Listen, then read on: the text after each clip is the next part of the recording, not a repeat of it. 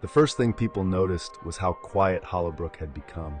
No birds sang in the mornings anymore, and the usual chatter of neighbors on their front porches had all but died down. The air felt thicker, heavier, like a storm was brewing just beyond the horizon, waiting to break. But the real trouble began when little Sky Bryant came home one evening, her eyes wide and her lips trembling, clutching a handful of wilted flowers. "Daddy's not himself," she whispered to her mother, her voice shaking.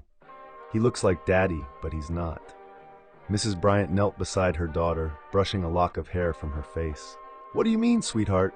she asked, trying to mask the rising unease in her voice. Sky just shook her head, unable to explain. "He was in the garden, but he didn't know my name. He just smiled at me, like he didn't know who I was." Mrs. Bryant frowned, the unease turning to fear. She'd been married to her husband, Chris, for over 20 years. He'd never forget his daughter's name, let alone act so strangely. She hurried outside, calling for him, but there was no answer.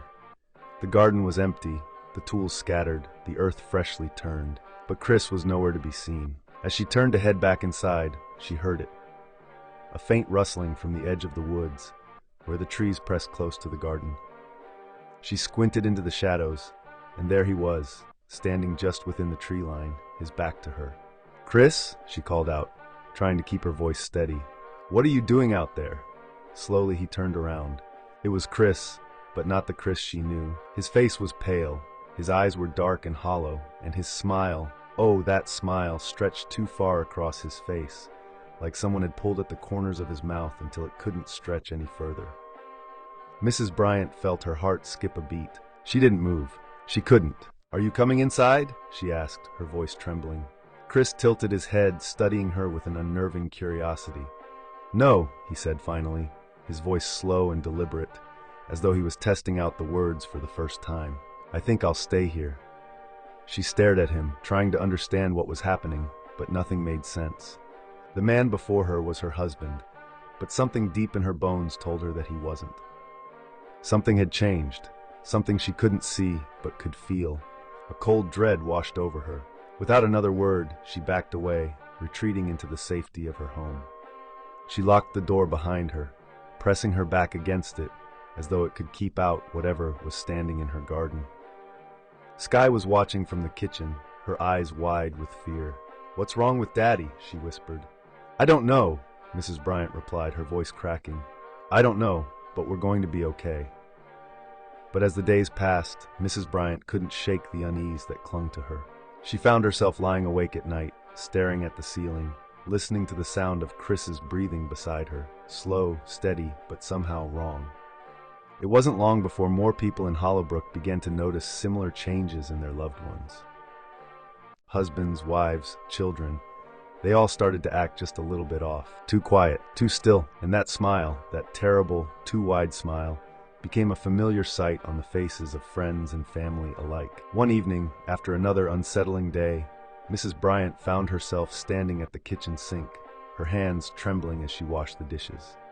Sky sat at the table, coloring quietly, when she suddenly spoke up.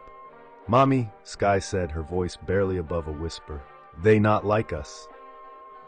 Mrs. Bryant froze, the plate she was holding slipping from her fingers and shattering on the floor. She turned to look at her daughter, her heart pounding in her chest. "What did you say, sweetie?" Sky looked up, her eyes wide and frightened. "Daddy and the others, they not like us. They look like us, but they're not." Mrs. Bryant felt a chill run down her spine. "What do you mean, Sky?" "They don't remember things, and they don't feel things like we do," Sky said, her voice trembling. "They're pretending, Mommy, but they're not us." Mrs. Bryant knelt beside her daughter, pulling her into a tight embrace. "It's okay, sweetheart," she whispered, trying to keep the fear out of her voice. "We'll figure this out, I promise." But deep down, she knew Sky was right. The Chris she knew was gone, replaced by something that looked like him but wasn't. And as she held her daughter close, she couldn't shake the feeling that whatever was happening in Hollowbrook was just the beginning. The town's doctor, Dr. Whitaker, tried to offer explanations, but none of them held up. "Stress," he suggested, though he avoided meeting anyone's gaze. But deep down, everyone knew that something far worse was happening in Hollowbrook. Then came the night when Mrs. Bryant vanished. Her neighbors found her front door wide open, her home in disarray. but there was no sign of her anywhere. Only a trail of blood leading from her kitchen to the edge of the woods, where it disappeared into the trees. After that, the fear that had been building in the town boiled over into panic.